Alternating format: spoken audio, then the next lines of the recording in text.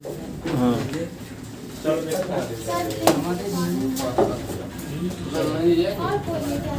सबसे दिए। चलो तो अगला क्वेश्चन तीसरा 11.4 का तीसरा सवाल।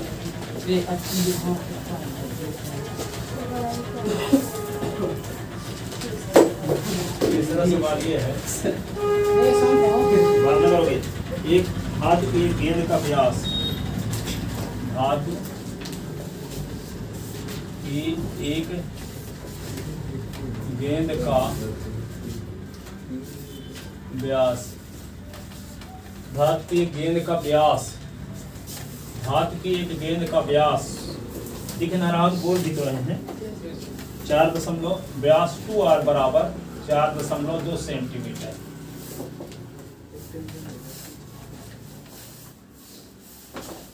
धातु का घनत्व, धातु का घनत्व, घनत्व, धातु का घनत्व 8.9 ग्राम, 8.9 ग्राम प्रति घन सेंटीमीटर, प्रति घन सेंटीमीटर है। तब गेंद का द्रव्यमान ज्ञात कीजिए। द्रव्यमान यानी भार। तब गेंद का द्रव्यमान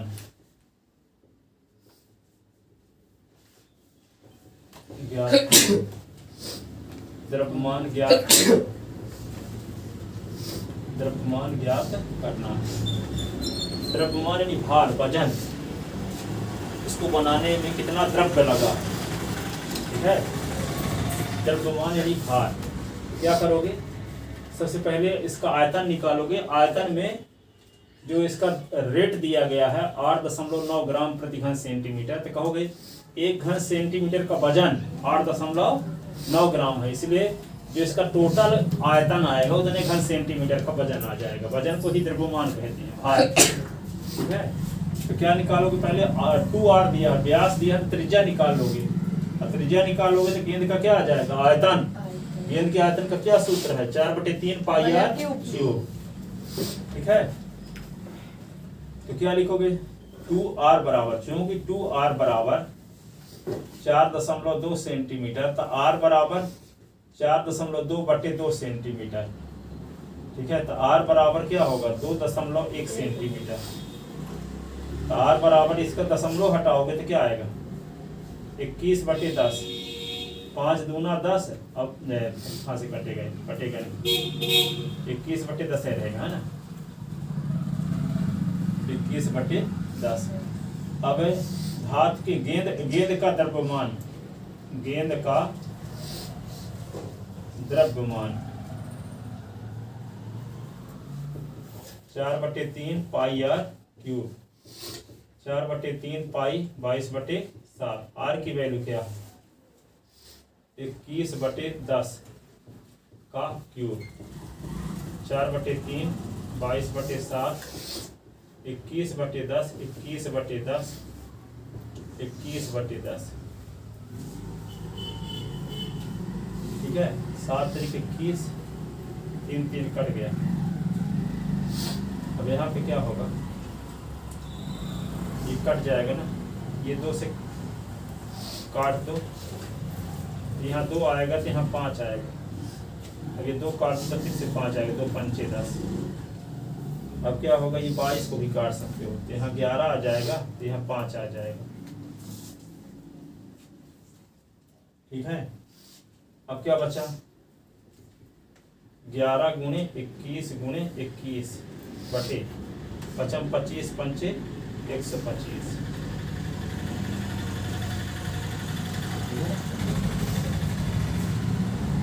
21 में 21 का गुणा करोगे तो क्या आएगा, 4 से 41 गुणे क्या हुआ 11 बटे 125, ठीक है। 4 से 41 गुणे 11 करोगे 4 से 41 गुणे 11 तो क्या आएगा 11 एकम 11 की 1, 11 चौको 44 और 1 45 की 5, 11 चौको 44 और 4 44 और 4 48 बटे 125। ठीक है 125 125 में 8 का गुना कर दोगे तो 1000 हो जाएगा कि नहीं। 125 में 2 का गुना करोगे तो क्या आएगा 250 250 दूना 500 500 दूना 1000। किसका गुना करना पड़ेगा 8। तो नीचे यदि 0 0 आ जाए तो भाग नहीं देना पड़ेगा। जैसे मान लो 4 8 5 1 बटे 1000 आ जाए ना, तो यहाँ पे 3 0 है तो 3 अंक दशमलव पीछे हो जाएगा। सुनो स्मार्ट बुद्धि, ये बोल रहे हैं कि अब आन में 1000 दिया जाए तो भाग नहीं देना पड़ेगा। अभी 125 का भाग हमको देना पड़ेगा। ठीक है तो 3 0 है तो 3 अंक पीछे दशमलव कर दो, लास्ट में दशमलव है तो 1 2 3 यहाँ आ जाएगा। बस अब जब यहाँ पे 0 0 आ जाए तब ना, तो हम क्या करेंगे फर्स्ट चैप्टर में आप पढ़े हुए यहाँ पे इसको 0 0 बना लो। 0 0 बनाने के लिए क्या किया जाए 8 का गुना करेंगे, तो 8 गुना इसमें करेंगे तो ऊपर भी करना पड़ेगा। या कि आप इसमें इसका भाग दे लो, और भाग देने का स्मार्ट तरीका क्या है कि इसको 1 और 0 0 के रूप में कन्वर्ट कर लो। ठीक है तो इसमें 8 का गुना करने से ये आ जाएगा 1000। तो 8 का गुना इसमें करो तो इसमें भी करना पड़ेगा। ठीक है फिर भाग नहीं देना पड़ेगा, या कि 125 का भाग दे लो। इसमें हम 8 का गुना कर देते हैं अगले स्टेप में। अब भाग दे लेना आप, तो भाग क्या आएगा, हम भाग नहीं देना चाहते तो यहाँ पे एक कॉमन सेंस लगा रहे हैं। यहाँ पे वैदिक गणित 8 का गुना कर दिए। ठीक है तो 8 का गुना कर तो 8 एकम 8 होगा ना, 8 पंचे 40 की 0, 8 अठाई 64, 64 4 68 और 8 चौक 8 चौक 32, 32 और 6 32 6 38 अपान 1 लिख के कितने 0 3 ठो ना, यहाँ दशमलव है तो दशमलव 3 अंक पीछे करोगे तो क्या आएगा 38.808 ये सेंटीमीटर क्यूब। ठीक है 1000 में बदल लेने से भाग नहीं देना पड़ा हमको, दशमलव का 3 अंक पीछे कर देना पड़ा, इसलिए 1000 में बदले थे उसको। ऐसे आप कर दोगे तो हम पढ़ाने वाले सब जानते हैं, कैसे जानेंगे बस उसका सही जानते ना। ठीक है तो ये 38.808 आ गया। अब 1 सेंटीमीटर क्यूब का वजन 8.9 ग्राम है, तो इतने सेंटीमीटर क्यूब का वजन कितना हो, यानी को जो 1 सेंटीमीटर क्यूब का भार या द्रव्यमान, भार को द्रव्यमान भी कहते हैं पर्यायवाची, 8.9 ग्राम है। तो कितने घन सेंटीमीटर 38.808 घन सेंटीमीटर का द्रव्यमान। द्रव्यमान 38.808 गुणे 8.9, ये गुना कर दो इसका तो क्या आएगा 8.9 को गुना करो 345.39 345.39 ग्राम।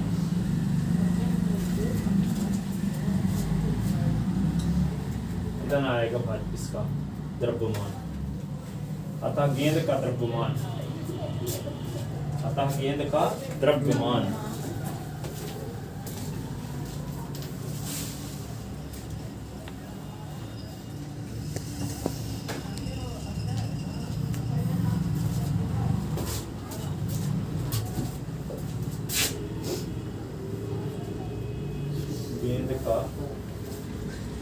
द्रव्यमान 45.39 ग्राम।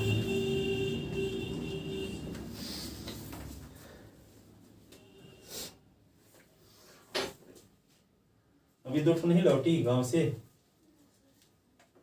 गांव में क्या कर रहे हैं?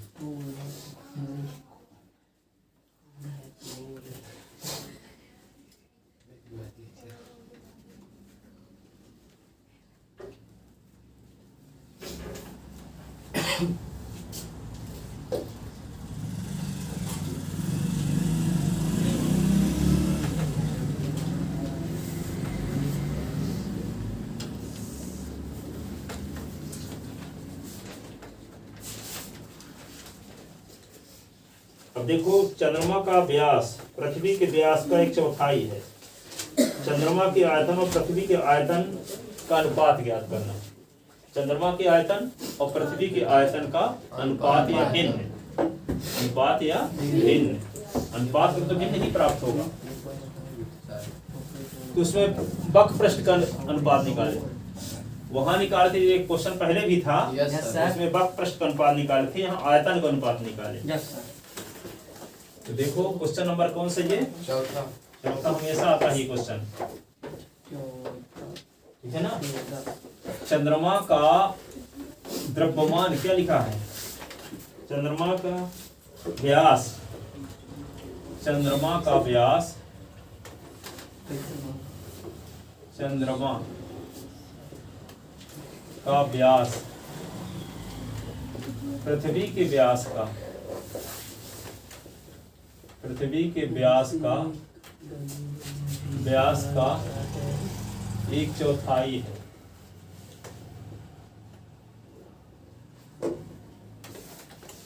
चंद्रमा का व्यास पृथ्वी के व्यास का 1/4 है। तब दोनों के आयतन, तब चंद्रमा और पृथ्वी के आयतन का अनुपात ज्ञात करना है। तब चंद्रमा व पृथ्वी के आयतन का अनुपात या भिन्न, अनुपात या भिन्न ज्ञात करना है, ज्ञात करना। चंद्रमा व पृथ्वी के आयतन का अनुपात या भिन्न हमें ज्ञात करना है। तो मान लेते हैं कि पृथ्वी का जो व्यास है वो D1 है, माना हल लिखते हैं। तो क्या लिखोगे, माना पृथ्वी का व्यास, पृथ्वी का व्यास 2r1 बराबर D1, 2r1 बराबर D1। r1 बराबर क्या होगा, D1/2। तो पृथ्वी की त्रिज्या क्या हो गई, D1/2। प्रश्नानुसार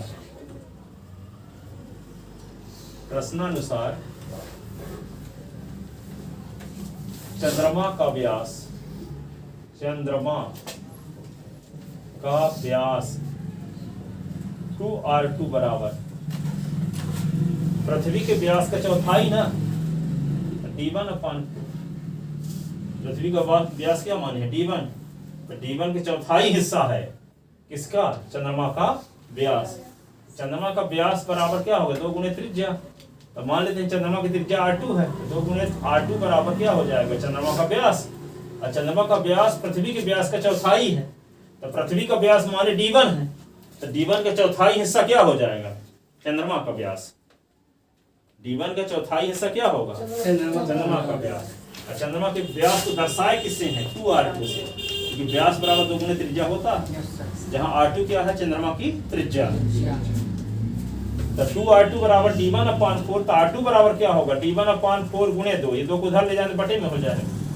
तो r2 बराबर क्या हो जाएगा, D1/4 × 2।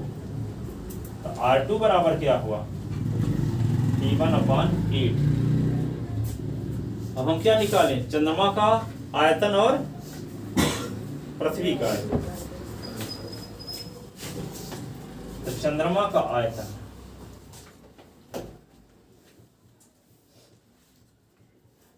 आयतन बटे पृथ्वी का आयतन। तो चंद्रमा के आयतन का सूत्र क्या होगा, 4/3 पाई r1 का क्यूब और 4/3 पाई r2 का क्यूब। यही है ना, दोनों गोलाकार 4/3 पाई 4/3 पाई तो दोनों में है, तो कट गए। क्या आ गया, r1 का क्यूब माइनस r2 का क्यूब। r1 का मान क्या है, r1 का मान क्या है, D1/2 का स्क्वायर। r2 का मान क्या है, क्यूब लिखोगे ना, D1/r2 का मान D1/8 ना है, ये है r2। क्या लिखोगे d1/8 का क्यूब। इसको क्या लिखोगे d1/2 को 3 बार लिखो। इसको d1/8 को कितनी बार लिखो 3 बार लिखो, ऐसे ना। अब इसको क्या लिखोगे d1 गुणे d1 गुणे d1, तो d1 का क्यूब, 2 दूना 4 दूना 8, d1 d1 d1 का क्यूब, 8 यानी 64 अट्ठे 64 पे 8 गुना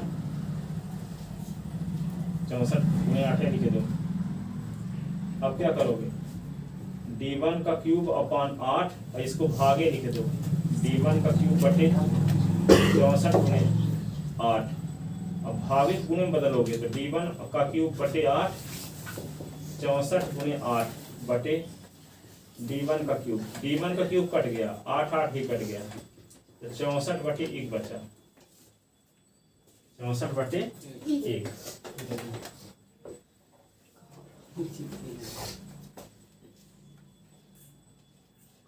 देखो हम उल्टा लिख दिए। Yes sir. ऊपर हम चंद्रमा पृथ्वी ऊपर है ना, इसको हम बदले देते हैं थोड़ा सा, पृथ्वी का आयतन बटे चंद्रमा का आयतन लिखे देते हैं। ऊपर हम पृथ्वी का आयतन न लिखे हैं, पृथ्वी का आयतन बटे चंद्रमा का, इसको बदल देंगे तो ज्यादा सुधारना नहीं पड़ेगा। अब इसका उल्टा लास्ट में कर देंगे। आपको निकालना वैसे ये है ना, चंद्रमा व पृथ्वी के आयतन का अनुपात, हम पृथ्वी और चंद्रमा का आयतन का अनुपात निकाल दिए, तो उल्टा कर देंगे तो क्या आ जाएगा चंद्रमा और पृथ्वी का अनुपात।